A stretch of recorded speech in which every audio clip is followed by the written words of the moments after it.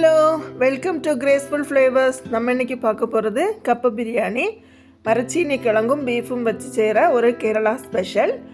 இதுக்கு 3/4 கிலோ கிழங்கு தொல்லி எடுத்து சின்ன சின்னதாக கட் பண்ணி வேக வைக்கணும். முதல்ல உப்பு போட்டுறக்கூடாது. 3/4 அளவு வெந்த பிறகு தான் உப்பு போடணும்.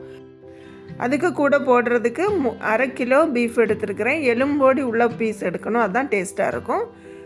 வத்தல் பொடி 1 டீஸ்பூன், கரம் மசாலா 1/2 டீஸ்பூன், மஞ்சள் பொடி 1/2 டீஸ்பூன், மல்லிப்பொடி 2 டேபிள் ஸ்பூன், ஒரு பெரிய வெங்காயம், ஒரு 15 சின்ன வெங்காயம், கொஞ்சம் கருவேப்பிலை, ஒரு மீடியம் சைஸ் தக்காளி, 3 பச்சை மிளகா, இஞ்சி பூண்டு பேஸ்ட்டு, பாதி லெமன், இவ்வளவும் எடுத்து வச்சுருக்குறோம். நம்ம குக்கர் அடுப்பில் வச்சு தேங்காய் எண்ணெய் 2 டேபிள் ஸ்பூன் ஊற்றி சூடானதும் பெரிய வெங்காயத்தை போட்டு வதக்கணும். ஒரு ரெட் கலரில் வதங்கின உடனே சின்ன வெங்காயத்தை எடுத்து போடணும். அதுவும் கொஞ்சம் கண்ணாடி பதம் வதங்கின பிறகு பச்சை மிளகாவை போடணும். இந்த வெங்காயமும் கருவேப்பிலையும் பச்சை மிளகாவும் சேர்ந்து நல்ல மணமாக இருக்கும்.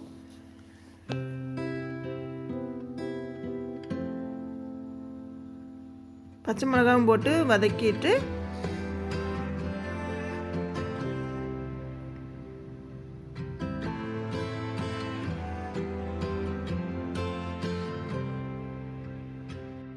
ஒரு டீஸ்பூன் இஞ்சி பூண்டு பேஸ்ட்டு போட்டு அந்த பச்சை ஸ்மெல்லு மாறுறது வரை வதக்கணும். இஞ்சி பூண்டோட பச்சை ஸ்மெல்லு மாறின உடனே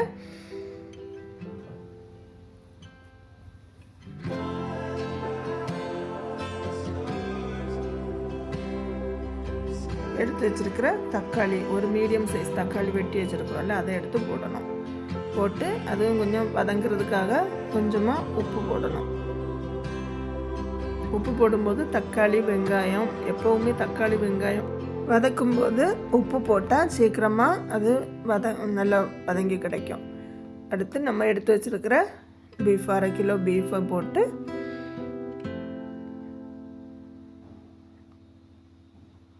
இஞ்சி பூண்டு எல்லாம் அந்த பீஸில் படும்படியாக கிளறணும்.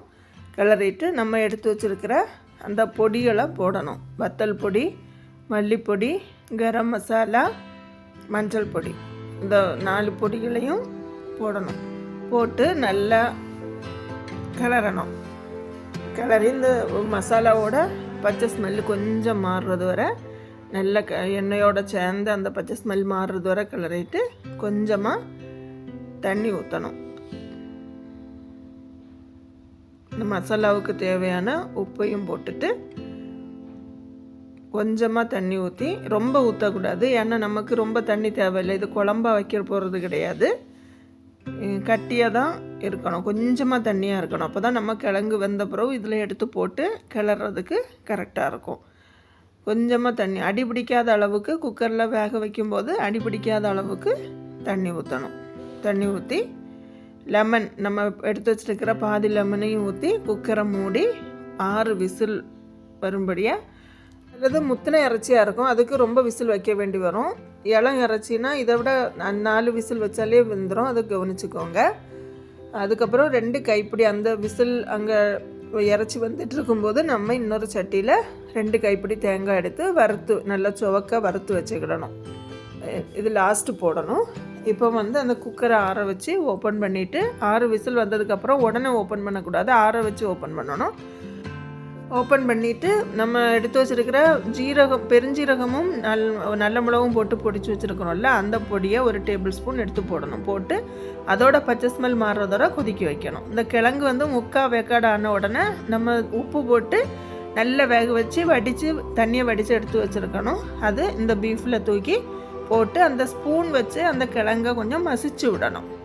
கிழங்கு அப்படியே துண்டு துண்டாக கிடக்கக்கூடாது, அந்த இறைச்சியோட மிக்ஸ் ஆகி வரணும். ஒரு 1-2 தான் துண்டு துண்டாக கிடக்கணும். அடுத்து நம்ம வறுத்து வச்சுருக்கிற தேங்காவையும் தூக்கி போட்டுட்டு அப்படியே மூடி வைக்கணும். அடுப்பை சிம்மில் வச்சுருக்கணும். இந்த எசன்ஸ் எல்லாம் சேர்ந்து நல்ல ஃப்ளேவர் வரணும். வந்ததுக்கு அப்புறமா அதுக்கப்புறம் எடுத்து கிண்டி அந்த எல்லா இடமுமே அந்த தேங்காவும் படும்படியாக கிளறணும். கிளறி எடுத்து வைக்க வேண்டியதுதான்.